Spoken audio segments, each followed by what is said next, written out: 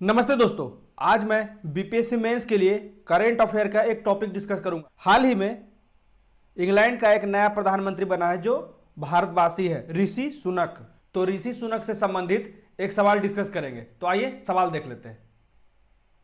तो हमारा सवाल है, यूके के प्रधानमंत्री के रूप में भारतीय मूल के व्यक्ति ऋषि सुनक का उत्थान भारत और यूके दोनों के लिए वैश्विक मुद्दों पर मिलकर काम करने और द्विपक्षीय संबंधों के लिए रोड मैप 2030 को लागू करने का अवसर है।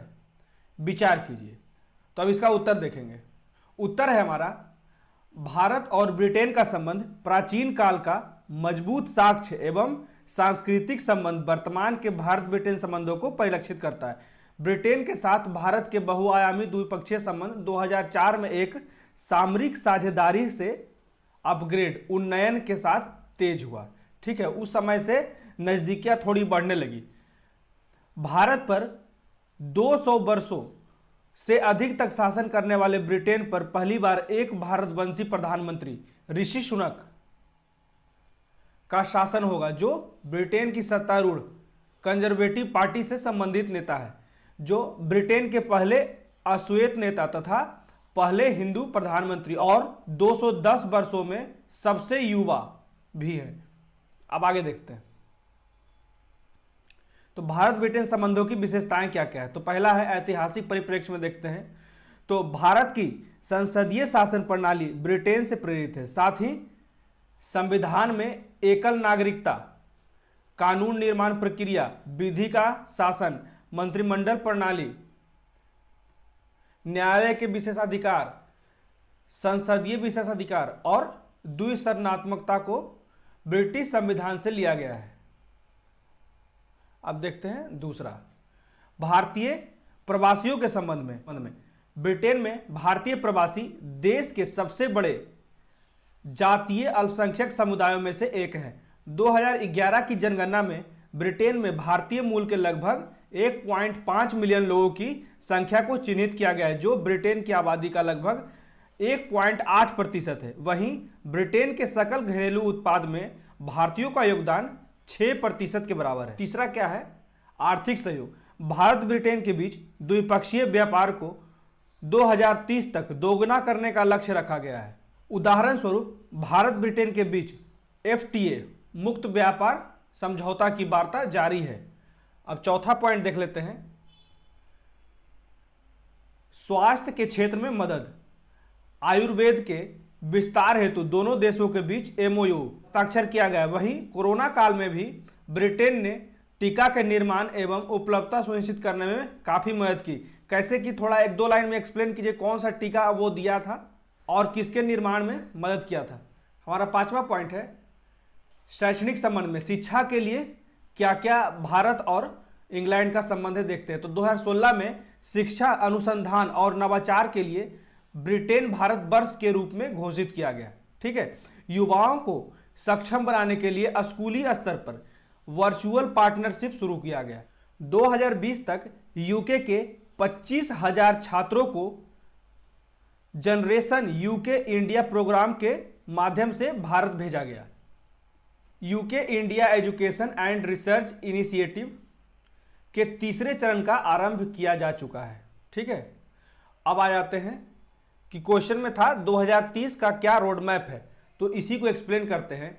तो पहला पॉइंट है हमारा, जलवायु परिवर्तन के लिए 2030 तक का क्या रोड मैप है। तो पृथ्वी के संरक्षण हेतु बढ़ते वैश्विक तापमान को नियंत्रित करने के लिए विकसित एवं विकासशील देशों को एक मंच पर लाने के लिए ब्रिटेन का अहम योगदान होगा। ठीक है, अब दूसरा पॉइंट देख लेते हैं, समुद्री सुरक्षा में सहयोग। तो समुद्री क्षेत्र में सुरक्षित एवं किफायती व्यापार के लिए बेहतर अवसंरचना के विकास के लिए ब्रिटेन सहयोग करेगा। तीसरा पॉइंट है, रक्षा क्षेत्रों में एक साथ। कैसे रक्षा क्षेत्रों में भारत और इंग्लैंड एक साथ खड़ा होगा। तो तीनों सेनाओं के स्तर पर संयुक्त अभ्यास और व्यापक सेवाओं का आदान प्रदान किया जाएगा और नियमित सैन्य अभ्यास को भी आयोजित किया जाएगा। चौथा पॉइंट है, सहकारी संबंध। असैन्य परमाणु ऊर्जा, अंतरिक्ष, रक्षा, आतंकवाद का मुकाबला, आर्थिक संबंध, विज्ञान और प्रौद्योगिकी, शिक्षा और संस्कृति, यहां तक भारत और ब्रिटेन के संबंधों में प्रगाढ़ता होने से बेहतर होगा। जितना ज़्यादा ये दोनों की नज़दीकियाँ बढ़ेगी, इन क्षेत्रों में भारत के लिए विकास में ब्रिटेन भी भागीदार होगा। ठीक है। अब पांचवा पॉइंट है हमारा कि ब्रिटेन के सदस्यता से क्या क्या लाभ होगा। तो जैसे ब्रिटेन जो है यूएनएससी का भी सदस्य है, उसके बाद ईयू का सदस्य है, G8 का सदस्य है, G20 का सदस्य है। इन देशों के समूह में महत्वपूर्ण सदस्य देश भी हैं, जिसके परिणाम स्वरूप वैश्विक स्तर पर जलवायु एवं स्वास्थ्य संकट तथा शांति को स्थापित करने हेतु ब्रिटेन भारत का सहयोग करेगा। इसमें उनकी बहुत ही महत्वपूर्ण भूमिका होगी। अब देखते हैं कि चुनौतियां क्या क्या है भारत और ब्रिटेन संबंधों में। तो पहला पॉइंट है, 1 लाख से अधिक अवैध भारतीय प्रवासी दोनों देशों के संबंधों में कड़वाहट उत्पन्न कर रहे हैं। 1 लाख से अधिक भारतीय प्रवासी जो है ब्रिटेन में अवैध रूप से रह रहे हैं। इसी के कारण भारत और ब्रिटेन का संबंध थोड़ा कड़वाहट पूर्ण है। और दूसरा पॉइंट देख लेते हैं, ब्रिटेन का पाकिस्तान एवं चीन से नजदीकियां बढ़ने से भारतीय भरोसा एवं विश्वास के लिए चुनौती। भारत फिर विश्वास नहीं कर पाएगा। अगर भारत के जितने भी प्रतिद्वंदी देश हैं, अगर उससे ब्रिटेन का अच्छा संबंध होगा तो फिर भारत असहज महसूस करेगा कोई भी डिसीजन लेने में। तीसरा पॉइंट है, यूक्रेन रूस संघर्ष में भारत का प्रत्यक्ष रूप से यूक्रेन का साथ नहीं देना ब्रिटेन के असंतोष रहा, क्योंकि यूक्रेन का साथ नहीं देने से सारे यूरोपीय कंट्री जो लोग यूक्रेन का साथ नहीं दिए हैं उनसे खफा है। अब देख लेते हैं नया प्रधानमंत्री से भारत के लिए कौन कौन से अवसर हैं।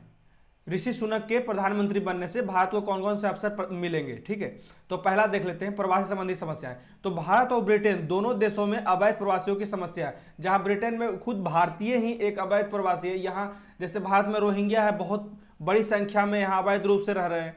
तो इनका समाधान के लिए एक साथ मिलकर क्या उपाय निकाला जाए। जैसे अभी वर्तमान समय में ब्रिटेन में बड़ी संख्या में शरणार्थियों की समस्या, उसके रोजगार हेतु उन्हें रवांडा भेजा गया है। ठीक है, तो इसी तरह भारत भी कोई नए नए उपाय ढूंढ सकता है, भारत और ब्रिटेन एक साथ मिलकर।